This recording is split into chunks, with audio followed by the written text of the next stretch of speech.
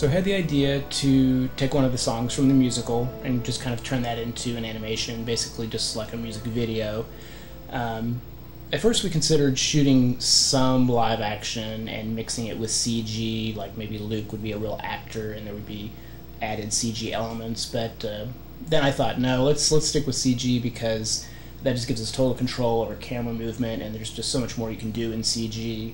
You know, little did I know how much work there was in store for me.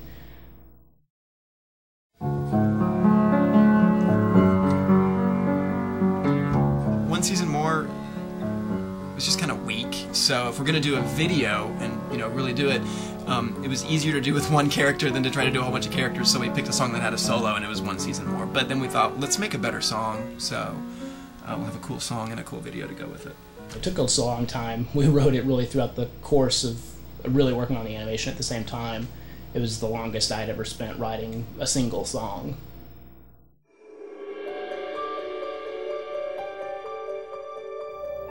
Once the structure of the song was blocked out, I started to kind of sketch out some ideas of what the visual side of things would be, kind of the flow of action, what each shot was going to look like.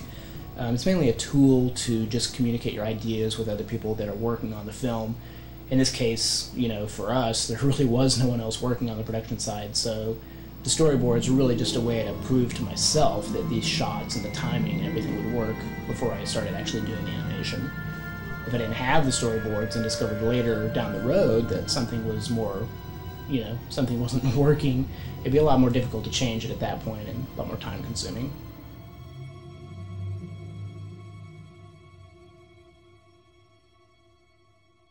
Our first attempts at recording were difficult, arduous. It was not an easy task because we wrote the song, we know exactly what we want. And if we're just not getting it in the session, we'll just keep trying and trying, way past the point of realizing this just isn't working. So eventually, after a couple sessions, we ended up with a version that we were happy with. We always knew we could go back and we could re-record it later. We couldn't really change the timing of the song because now, from this point forward, timing was going to become very critical.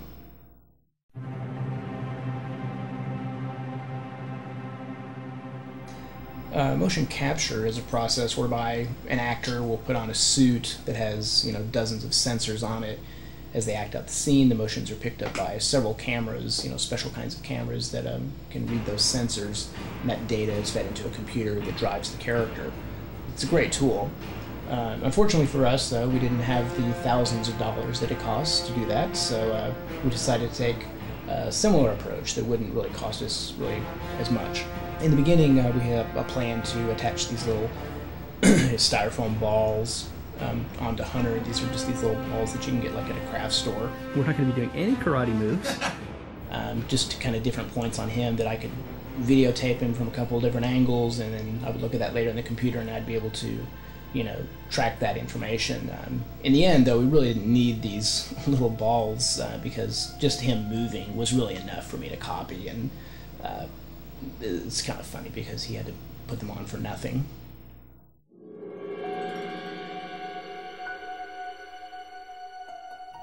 An animatic is an animated storyboard. It takes that idea and moves it. It gives you the timing of the action that's going to happen in that shot. So really for us, an animatic was the basic building blocks of our animation. I took all of Hunter's motion reference and started to just block out very rudimentary animation. This is really nothing. It's just how long does it take him to move from point A to point B, and I didn't even move his legs. He just kind of slid across the screen. So that's kind of what our preliminary first version of animatics were.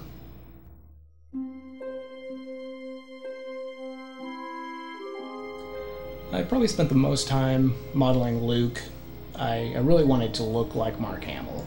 So I started getting just tons and tons of reference photos from the movie and the internet, and just really studying his face just too much.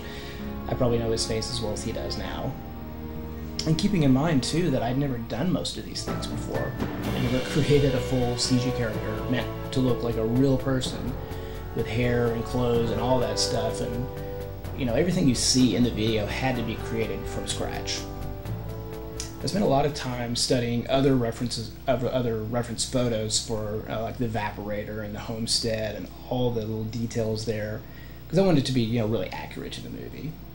With the courtyard in the homestead, I was lucky enough to discover that some of those locations on Tatooine are real places in Tunisia, and people go there on vacation and they take lots of pictures and upload them to the internet. So without those, I really would have had no idea how that entire courtyard was even laid out.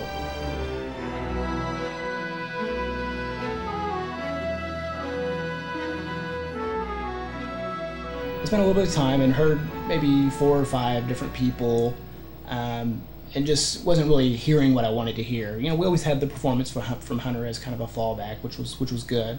But then I was like, well, let's just get Michael. Michael Gott is someone that we had worked with maybe 4 or 5 years before this, and he was in another musical that we wrote. So we were actually able to nail him down for one night for a session, and we went over there and pretty much just knocked it out in a couple hours. He really gets the style. He's got a really good voice that really works for this song.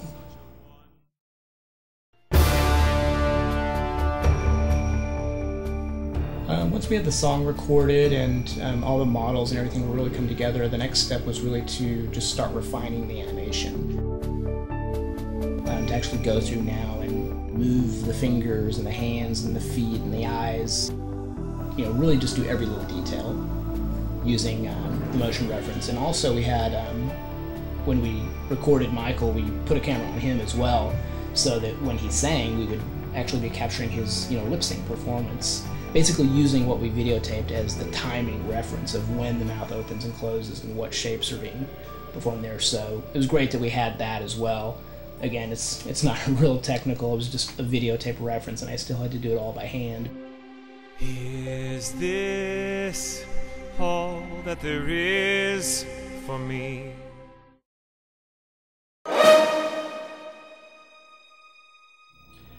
I think it was around this time that we heard about the Star Wars Fan Film Awards at AdamFilms.com. I think it was early November of '04 or something, and the deadline for the contest was March 8th. So I was like, I wonder if we can get this done in time for that. So I made up a schedule that, if it were followed, would allow us to get done in time with a couple weeks to spare. It soon became apparent that the only way to make that deadline, though, was to shorten the overall length of the video. So we decided to have the big climactic moment with the sunset and all that. That would be the end of this version. It was a natural ending. It felt like an ending. I could have slowed down and took my time, but I thought, no, this is such a great time to get it out there. Episode 3 comes out in May. It's the last Star Wars movie. Adam Films may not even have this contest next year. Interest in fan films may not ever be as high as it is. So I just kept going to get it done in time for that deadline.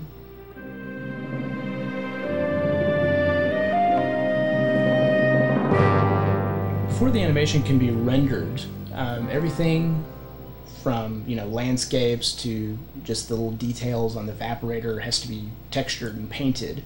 Otherwise, everything's just flat, like a model airplane before you stick the decals on it. This is probably one of the most enjoyable things to me. Painting is much more relaxing than, say, cloth simulation.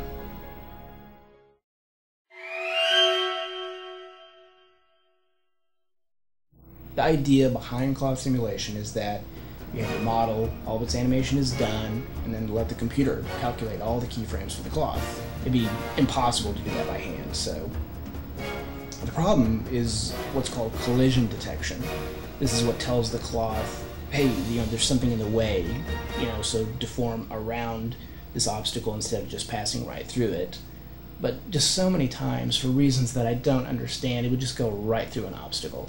Why? I have no idea. It's not acceptable. You can't leave it that way. I've, done everything up to this point, but if the cloth doesn't look right, you got nothing. No matter how good the song is and the animation and textures. You can't have Luke walking around with nothing but his boots on. But now I had to sit there and go through frame by frame and watching it do its thing, making sure that nothing went wrong.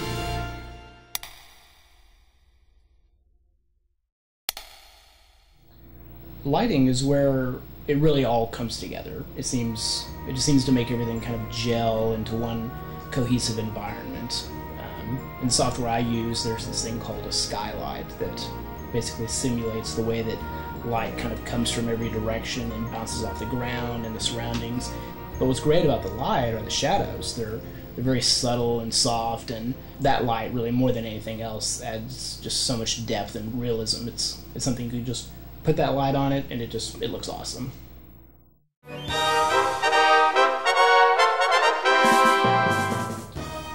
Rendering is the culmination, really, of all the work that has been done up to that point.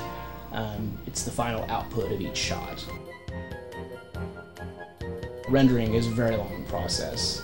It was helped a little by the fact that I had 4 computers at my disposal to render on. The longest shot probably took 48 hours of solid rendering, non-stop. In some cases, I would have to render in layers to simulate depth of field, where things closer to the camera are more in focus than things in the distance. I had to go through a similar process for the Star Wars style wipes, between scenes. I'd first render a black and white version of the wipe, then I'd use that black and white map to reveal the new scene and wipe away the old one.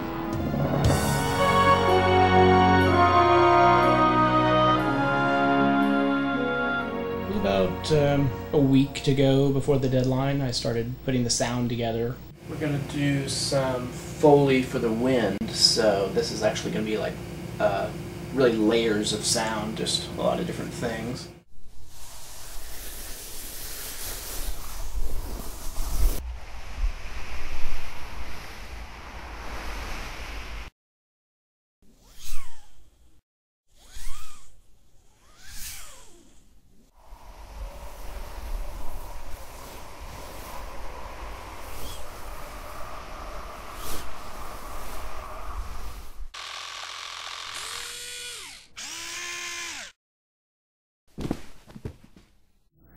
At one point he sings about Biggs and Tank, but the K wasn't as clear as I wanted it to be, so I actually took the K from Hunter's performance, spliced it on the end of Michael's word. I mean, that stuff's just kind of fun.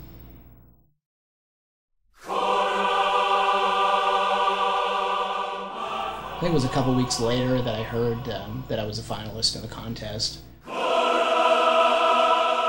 So we decided to, trek up to Indiana from Texas and actually go to the award ceremony at Celebration. I'd never been to any kind of Star Wars convention or really anything like that before, so that was interesting. Despite really, I guess, having to wait outside in line in the rain and cold for about 2 hours. That really, besides that, the whole experience was really fun. So it is my privilege to honor and give the best original song to Timothy Edward Smith for One Season More.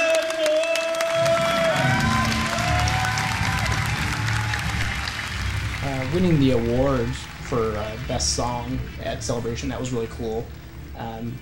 I'm happy for everyone else that won. I enjoyed their films, but to me, winning Best Song was a nice nod to me, because I am a composer, and to win that award is really the best compliment I could get.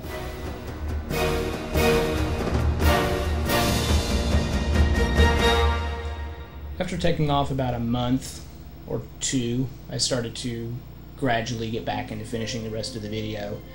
The garage set had already been built. I still had to finish the animation for Luke to go all the way through to the end.